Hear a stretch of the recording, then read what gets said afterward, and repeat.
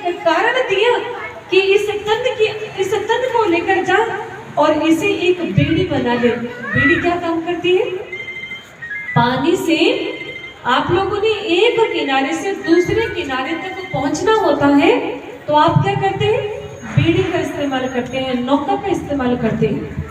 तो उस समय जब परमात्मा हमें सुंदर शरीर देता है ना, तो सोचो कि वो नौका दे रहा है। नौका संसार सागर से उस नौका के अंदर विराजमान हुई और भव सागर पार कर उस परमात्मा तक पहुंच जाइए। लेकिन आपने क्या किया? इस नौका को लिया, और इस नौका की हालत कैसी है? आपने अक्सर एक बात सुनी होगी, एक शराबी व्यक्ति जो शराब में धुत है, जिसने बहुत शराब पी हुई है और नदी पार करना चाहता है। क्या हुआ?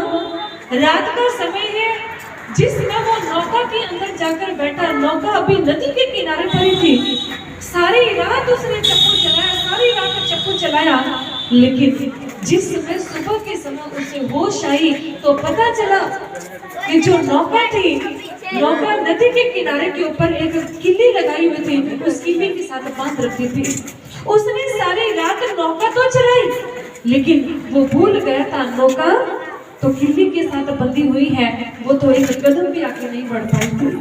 बिल्कुल इसी प्रकार हमारी नौका भी संसार के स्वार्थों के साथ बंधी पड़ी है। सारी उम्र नौका चलाते हैं हम लोग, ये भी कर, वो भी कर, ये सब कुछ कर, चलाते चलाते चलाते चलाते जिस समय जीवन व्यतीत हो जाता है, उस समय हम लोगों को पता चलता है कि जिस नौका को आप लोग हाँक रहे थे ना, वो नौका तो स्वार्थों में विश्व विकारों के अधीन हुई पड़ी है, तो वो भव सागर से पार कैसे हो सकती है? इस नौका के अंदर तब तक इतने छेद हो गए होते हैं, जहां पर वो नौका आपको भव सागर से पार लेकर जाने का काम करती है, वही नौका बाद में हम लोगों को भव सागर में डुबो देती है। ये कारण बनता है। हमारे वेदों में हमारे महापुरुषों ने बड़ा सुंदर कहा। उन्होंने कहा, द्वा सुपर्णा सयुजा सखाया समाना वृक्षम परिस्वजाते क्यों रण्यः पीपलम स्वदत्त नश्नन्यो अभिचाक्षिति। अर्थात ईश्वर ने आपको जिस वृक्ष के ऊपर बिठाया है, उन्होंने कहा संसार के अंदर एक ऐसा सुदृढ़ वृक्ष आता है और उस वृक्ष के ऊपर दो पक्षी विराजमान हो जाते हैं। एक पक्षी नीचे की तरफ बैठता है और एक पक्षी का स्थान ऊपर की तरफ होता है। नीचे बैठने वाला पक्षी जो दिन रात कभी स्वादिष्ट व्यंजनों का भोग लगाता है, कभी अस्वादिष्ट भोग जब उसके समक्ष आता है तो रोता है, पिटता है, कभी दुखी होता है, कभी अशांत रहता है, तो कभी बड़े सुख के दिन व्यतीत करता है। लेकिन उसके जीवन में ये सब उतार चढ़ाव तब तक आते हैं जब तक वो नीचे बैठा जो पक्षी है वो ऊपर वाले पक्षी के साथ संपर्क स्थापित नहीं कर लेता। आप सोच रहे होंगे ये कौन सा संपर्क है? ये संपर्क है मन का आत्मा के साथ। जो ऊपर पक्षी बैठता है वो आत्मा होती है और जो नीचे पक्षी बैठता है वो मन है। आप कभी भी देखिएगा जब आप फुटपाथ से निकल रहे होते हैं तो आपका मन मंदिर की ओर कम जाएगा, लेकिन दूसरी ओर यदि कुछ नहीं देखने वाला ना, वहां पर ये मन इतना लालची है, गंदा है, ये मन उस जगह के ऊपर जाकर गिरेगा। पानी की एक आदत है, पानी हमेशा नीचे की तरफ आता है। कभी देखा होगा पानी जब नल चलाते हैं हम लोग, तो पानी भरने के लिए आप नल के नीचे बकेट रखते हैं, बाल्टी रखते हैं। कभी देखा आप लोगों ने नल के ऊपर रखी? नहीं रखी ना, क्योंकि पानी का एक पानी की आदत बन चुकी है, वो नीचे की तरफ बहता है।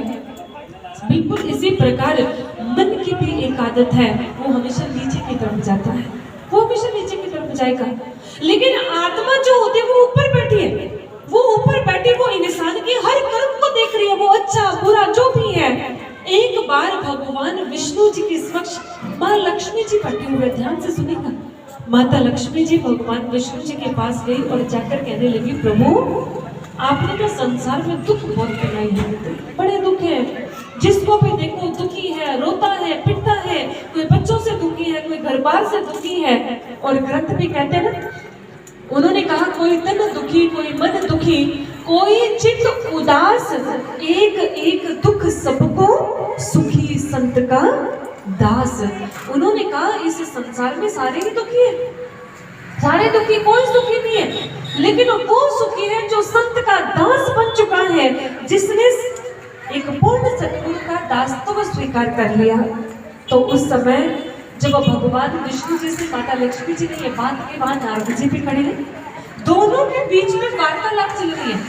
तो उस समय भगवान विष्णु जी बहुत सुंदर बात कहते हैं माँ लक्ष्मी को, कहते हैं लक्ष्मी मैंने किसी को दुख या सुख नहीं दिए, दुख और सुख इंसान खुद निर्मित करता है, इंसान के कर्म निर्मित करते हैं। मैंने तो सभी को विवेक दिया है और विवेक के आधार पर वो चलेगा तो उसके जीवन में दुख नहीं आएंगे। माता लक्ष्मी जी कहने लगी नहीं प्रभु, मैं एक बार देखना चाहती हूँ, मैं चाहती हूँ कि लोगों के जीवन में सुख आए। और क्या हुआ, माता लक्ष्मी जी और नारद जी मृत्यु लोगों के अंदर आए, लोगों से मिलते फिर रहे। ध्यान से सुनिएगा, बड़ी इंटरेस्टिंग है ये बात। कहते कि जिस समय लोगों से मिलते हुए फिर रही है, तो उस समय क्या हुआ, माँ लक्ष्मी जी एक वृद्ध व्यक्ति के पास गई, जो बुजुर्ग पिताजी थे, 3 बेटे हैं, 3 पता नहीं 4 बेटे हैं, लेकिन जो बुजुर्ग पिताजी है, 4 पुत्र है, घर के अंदर पूरा मान सम्मान रिश्ते नातों से घर भरपूर है, लेकिन जो पिताजी की चारपाई है ना, वो घर से बाहर की तरफ लगी है, बाहर वाले कमरे के अंदर। पास में रोटियों का थाल रखा हुआ है, जिसमें 2 रोटी पड़ी है, वो भी सूखी पड़ी है। सब्जी ऐसी है, पता नहीं कितने दिनों की बनी होगी। माँ लक्ष्मी जी जाकर पिताजी के पास चारपाई पर बैठ गई और जाकर प्रश्न करती हैं, पिताजी आपके पास आप अकेले बैठे हो और 2 सूखी रोटियां पड़ी हैं आपकी थाली के अंदर, क्या बात है, ताजी रोटी नहीं मिलती खाने को, क्या ताजी रोटी नहीं मिलती? उस समय वो जो पिताजी बैठे हुए थे वो रो पड़े और रोते हुए उन्होंने कहा बेटा 3-3 4-4 बेटे हैं मेरे पास, लेकिन 4 बेटों के होते हुए भी आज अकेला हूँ। कोई जब सुबह काम पर चले जाते हैं, जब शाम को काम से आते हैं ना, कोई ये पूछने तक भी नहीं आता कि पिताजी ठीक हो, ठीक ठाक हो, किसी वस्तु की कोई जरूरत तो नहीं है, आपको कुछ चाहिए तो नहीं, आपके हाथ पांव ठीक है, कहीं दर्द तो नहीं हो रही, आपको बुखार तो नहीं है, आपका स्वास्थ्य ठीक है, कोई नहीं पूछता। और जिस मैं पोते पोतियों की तरफ देखता हूँ, सोचता हूँ कि वो मेरे पास आकर मेरे बुढ़ापे की सहारा बनेंगे, लेकिन उनके पास भी वक्त नहीं है मेरे पास। यहाँ तक कि किसी बहू को भोजन के लिए याद जब आती है, 2 रोटियां सूखी पड़ी जो भी होती मेरे पास रख जाती है, वृद्ध हो चुका वो मुंह में दांत भी नहीं है, ये रोटियां भी नहीं चबाई जाती और कहते रहते रो पड़े। जिसमें रोई माता लक्ष्मी जी ने हाथ पकड़ लिया और कहने लगी बस छोड़िए ऐसे संसार को, जिसने आज तक आपको तकलीफ दी, दुख दिया, अशांति दी, छोड़ दे ऐसे संसार को, क्योंकि ये आपको कुछ नहीं देने वाला। और सच्चाई भी है, आपने सुना होगा एक पैसेंजर एक रेल के अंदर सवार है और बैठे बैठे उनका वॉलेट, उनका बटुआ नीचे गिर गया। जिसमें बटुआ नीचे गिरा ना, तो जिसमें वो बटुआ खुला तो उसके अंदर, उस बटुए के अंदर लगभग पासपोर्ट साइज हर व्यक्ति ने अपनी एक पिक लगाई होती है, फोटो लगाई होती है।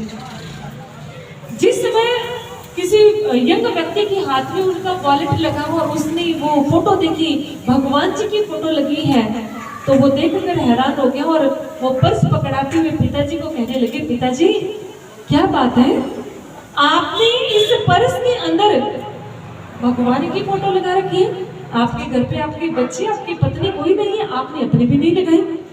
तो उस समय जो वृद्ध पिताजी जो गाड़ी में बैठे हुए थे, उन्होंने बताया, वो कहते हैं कि जब मैं यंग था तो अपनी पासपोर्ट साइज फोटो लगा के रखा करता था, क्योंकि खुद से बहुत प्रेम करता था। उसके बाद जब थोड़ा और बड़ा हुआ, माता पिता ने विवाह कर दिया, पत्नी की फोटो लगाई, और पत्नी के बाद जब वो बच्चे घर में आ गए तो बच्चों की फोटो लगा ली। लेकिन मैं जिन बच्चों से, जिस संसार से मैंने अथाह स्नेह किया, प्रेम किया, वो सब मेरा साथ छोड़ गए, आज कोई मेरे साथ नहीं है। इसलिए मैंने सोचा पहले पत्नी की लगाई, फिर बच्चों की लगाई, अरे कोई भी तो नहीं है जो मेरे दुख के साथ मेरे साथ आकर खड़ा हो जाए। और मैंने सबको निकाल कर उस वॉलेट के अंदर परमात्मा को लगा लिया, क्योंकि मैं जानता हूँ कि जब मुझे ईश्वर की जरूरत पड़ेगी ना, तो ये मुझे निराश नहीं करेगा, ये मुझे निराश नहीं करेगा। जिस दिन मैं इनके द्वार के ऊपर आ गया, ये मुझे स्वीकार करेगा, ये कभी धोखा नहीं देता। संसार तो हर समय धोखा देता है, इसलिए मैंने सबको निकाल दिया और परमात्मा की फोटो लगा ली। यही असलियत है संसार की, ये संसार की सच्चाई है। लेकिन हम लोग अनेकों ठोकरें खाते हैं संसार के अंदर, अनेकों ठोकर, लेकिन ठोकरें खाने के बाद भी यदि कोई नजर आता है किस प्रकार वो जो बुजुर्ग पिताजी जो बैठे हुए थे और माता लक्ष्मी जी ने हाथ पकड़ा, चलिए मैं ना आपको बैकुंठ लेकर चलती हूँ, बैकुंठ के अंदर कोई दुख नहीं है, मैं आपको इन दरिद्रताओं से मुक्ति प्रदान करने वाली हूँ, चलिए आप मेरे साथ। बुजुर्ग पिताजी उठकर माँ लक्ष्मी जी के साथ चल पड़े। लेकिन आपको हैरानी की बात बताती हूँ, जिस समय वो थोड़ा सा आगे गए तो बुजुर्ग पिताजी ने हाथ छुड़वा लिया। माता ने कहा क्या हुआ, किस लिए मेरा हाथ छुड़वा रहे हो?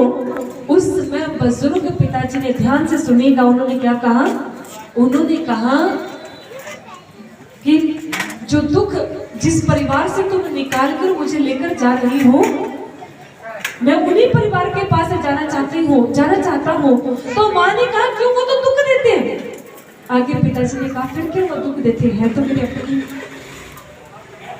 मेरे अपने फिर क्यों वो दुख देते हैं। उसके बाद माँ लक्ष्मी जी एक सुअर के पास जाती है।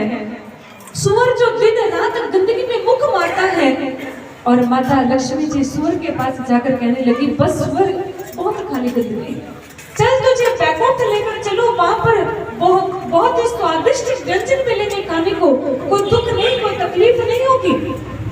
सुअर चल तो पड़ा, लेकिन आधे रास्ते से वो भी वापस मुड़ गया, ये कहते हुए माँ लक्ष्मी मैं आपके साथ नहीं जा सकता, क्योंकि मैं तब आपके साथ जाऊंगा जब बैकुंठ में भी खाने को गंदगी मिलेंगे, तब जाऊंगा। अर्थात ये संसार की हालत है।